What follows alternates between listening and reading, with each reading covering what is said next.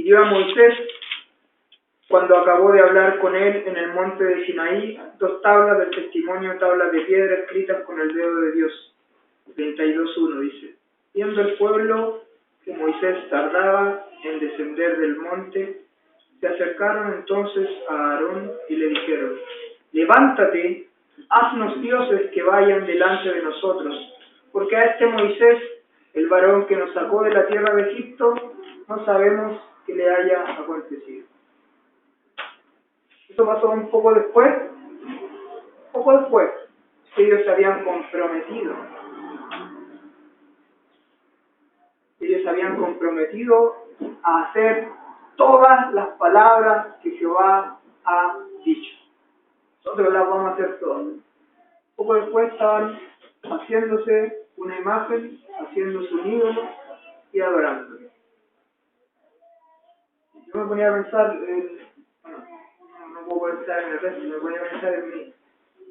Y decía, ¿cuántas veces yo le he dicho al Señor, de aquí para adelante, Señor, de aquí para adelante sí que obedezco en esta área? De aquí para adelante sí que te voy a mostrar obediencia, te voy a mostrar devoción. Y el día siguiente muchas veces esas palabras quedan en eso, en palabras. Bueno, tanto yo como el pueblo de Israel en ese momento tal vez no hemos entendido, y ellos no entendieron, que más allá de buscar cumplir la ley, debían buscar al autor de la ley. Debían buscar cercanía e intimidad con el autor de la ley. Y el resto vendría como añadidura.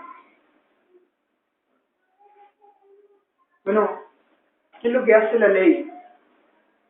La ley revela al hombre su pecaminosidad.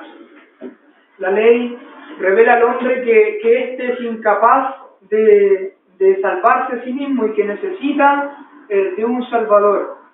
Era muy religioso, pero no tenía un deseo auténtico, verdadero por obedecer a Dios. Lo hacía de manera religiosa, pero no anhelaba en mi corazón obedecer a Dios. No persistía en guardar los mandamientos de Dios debido a que yo le conocía. Eso pasa en la vida de aquel que no conoce a Dios. No hay un sincero deseo de obedecer al Señor. No está, porque no le conoce. No pueden hacer esto del corazón de aquel que no ha sido redimido. No pueden hacer esto del corazón de aquel que no ha gustado, como veíamos en la reunión pasada, que no ha disfrutado la gracia de Dios, que no ha experimentado la gracia de Dios en su vida. No puede estar este deseo, porque es Él quien produce en nosotros el querer como el hacer por su buena voluntad. Él lo produce, Él produce en el corazón del creyente ese deseo por obedecerle. Él lo produce. No es una actitud buena nuestra, Él lo produce. Y si Él no está presente en nuestra vida, no va a producir nada. No va a producir este deseo por obedecerle.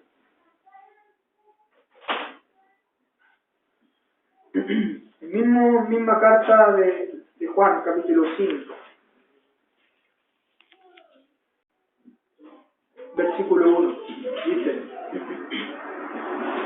todo aquel que cree que Jesús es el Cristo, es nacido de Dios.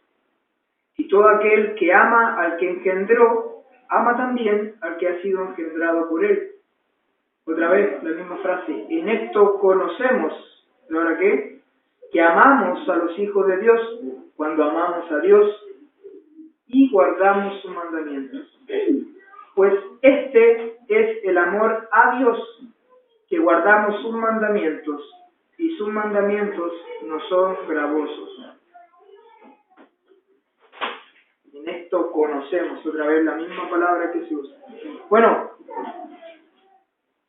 el guardarlo, nos preguntamos hace un rato, ¿Qué importancia entonces tienen los mandamientos de Dios en la vida del creyente? Bueno, lo caracterizan.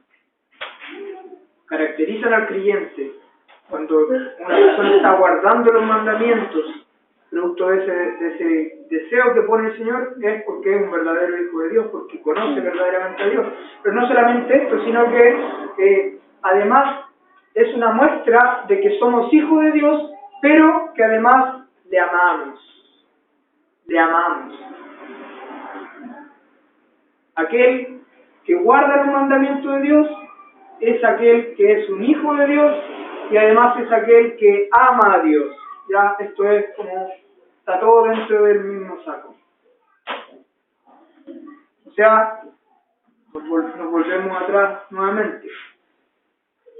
Si usted ve, si tú ves que en tu vida no hay un deseo por guardar los mandamientos de Dios y tampoco hay un amor por Dios ni por los hijos de Dios, entonces debieses preguntarte si verdaderamente conoces a Dios, si verdaderamente has creído en Dios, si verdaderamente has conocido, experimentado la gracia de Dios en tu vida en la persona de Cristo, que manifestó la gracia de Dios. Él vino a manifestar la gracia de Dios. Dios quiso en su voluntad, como lo veíamos al principio, manifestar su gracia en la persona de Cristo. Y su gracia allí en el Monte Calvario fue manifestada. ¿Cómo sabemos que le conocemos? Si guardamos sus mandamientos. ¿Cómo sabemos que le amamos? Si guardamos sus mandamientos. ¿Cómo sabemos que amamos a Dios también? Si amamos a nuestros hermanos. Porque aquí mismo en la carta de Juan dice que no amemos de palabra ni de lengua. Eso es muy fácil. Bueno, eso es el amor que nosotros a veces de manera más común expresamos, ¿verdad? Un amor de palabra, ¿cierto? Y hermano, te amo mucho. Sí, contigo, te amo. Pero después, a la hora de poner en práctica, de manifestar ese amor de manera visible, de manera tangible, mejor dicho, se deja ver que ese amor nunca existió. Ese nunca fue un amor verdadero. Que el Señor esté presente en nuestra vida, hermano, es algo maravilloso. Que el Señor esté presente en este lugar es algo maravilloso. Y termino con lo que mencionaba al principio de todos estos estudios, de todos estos mensajes. Conocer a Dios de manera verdadera. Creer en Dios verdaderamente va sí o sí a afectar tu vida. Si Dios no está afectando tu vida, entonces tal vez Dios no está en tu vida.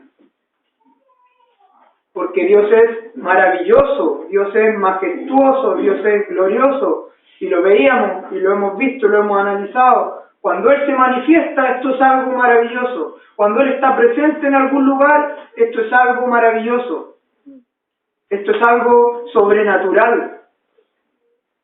Entonces, si tú dices que Dios está presente en tu vida, eso tiene que manifestarse de una manera maravillosa, de una manera poderosa. Es Dios morando en nuestra vida, no es cualquier cosa,